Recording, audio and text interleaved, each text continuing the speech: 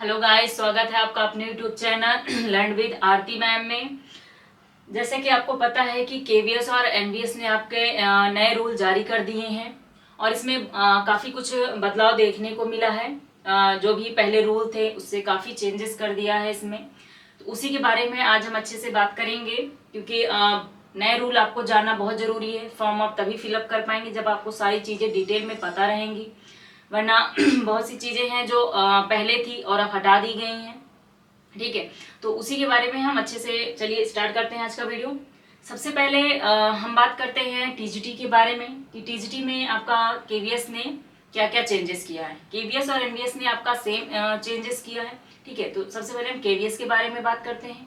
तो केवीएस में आपका सबसे पहले अगर हम टीजीटी में बात करें तो आपका इसमें जो एज था वो आपका 35 था ही पहले भी। ठीक है, तो एज में कोई वो नहीं है, जितना रिलैक्सेशन पहले था उतना अभी भी है।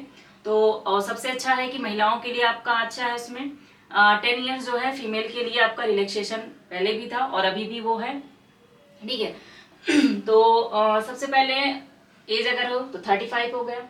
और उसके बाद अगर हम सब्जेक्ट की बात करें, हिंदी, संस्कृत और आपका इंग्लिश, इसमें आपका जो सब्जेक्ट है वो आपका बीए में 3 साल आपका अनिवार्य कर दिया गया है। ठीक है, कि ये नहीं कि आपका 2 साल है तो आप सब्जेक्ट में भर सकते हैं, आपका ऐसा नहीं है। इसमें अब हिंदी, संस्कृत, आपका जो भी लैंग्वेज है उसमें अगर आपके 3 साल पूरे होने चाहिए या कहें 6 सेमेस्टर होने चाहिए। ठीक है, 3 साल या आपका 6 सेमेस्टर, और उसके साथ आपका 50% भी अनिवार्य है। ठीक है, 50% होना अनिवार्य है। बीए प्लस बीएड और सीटेट।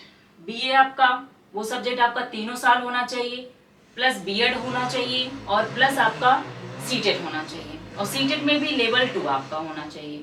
ठीक है, और इसमें ये आपका जरूर याद रखिएगा कि बीएड पहले कुछ सब्जेक्ट में नहीं अनिवार्य था, लेकिन अब इसमें अनिवार्य कर दिया गया है। और बीए में आपका 3 साल कोई भी सब्जेक्ट हो वो बीए में आपका 3 साल होना चाहिए, प्लस आपका 50%। ठीक है, ये 2 चीजें आपका कंपलसरी हैं। कंपलसरी में आपका बीए और 50%। ठीक है, बीए में 3 साल और 50%।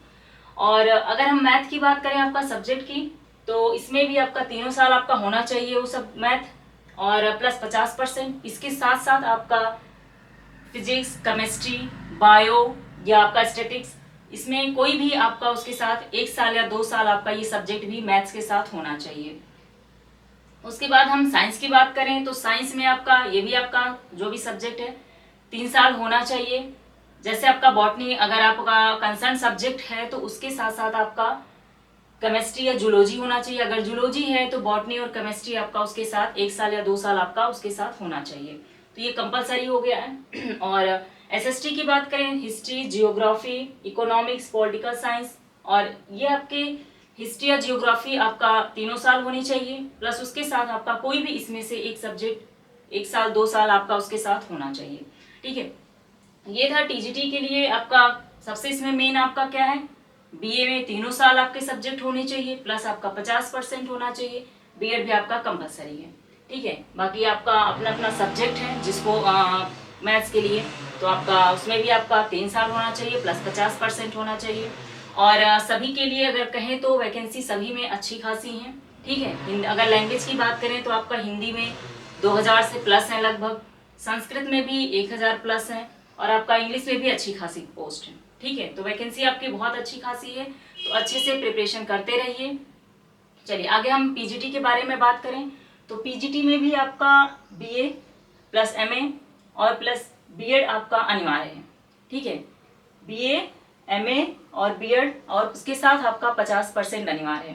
पहले आपका पीजीटी में था कि एमए अगर आपने उस सब्जेक्ट से कर लिया है तो बीए में कोई ज़रूरत नहीं थी उसकी, बीए में उस सब्जेक्ट का होना जरूरी नहीं था। लेकिन अब साल आपका मेंशन नहीं किया गया कितने साल होना चाहिए, लेकिन आपका बीए आपका उस सब्जेक्ट से, जो आपका कंसर्न सब्जेक्ट है उस सब्जेक्ट से आपका बीए होना अनिवार्य है। ठीक है, उस सब्जेक्ट से आपका होना चाहिए बीए भी, तो बीए भी होना चाहिए, प्लस एमए में तो आपका सब्जेक्ट होना ही होना चाहिए, और आपका उसके साथ बीएड भी अनिवार्य है, और प्लस आपका 50%।